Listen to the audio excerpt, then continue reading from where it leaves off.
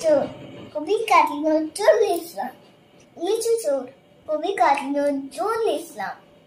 বাবুদের তাল পুকুরে হাবুদের ডাল পুকুরে বাস করলে তারা বলি থাম একটু দাঁড়া। পুকুরের ওই গাছে না লিচুর এক গাছ আছে না, তা না আসতে গিয়ে এক বড় কাস্তে গিয়ে কাছে গিয়ে যেই চড়েছি ছোট এক ডাল ধরেছি। ও বাবা মরাত করে পড়েছি সরাত জুড়ে।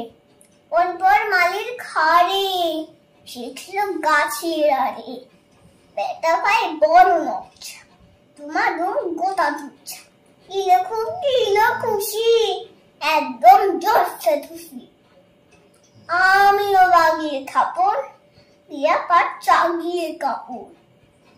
লাফিয়ে টিংলু দেয়াল দেখি এক সিদ্রে শিয়াল। আরে ধ্যাত শিয়াল কোথা কিলো তার দাঁড়িয়ে ওঠা।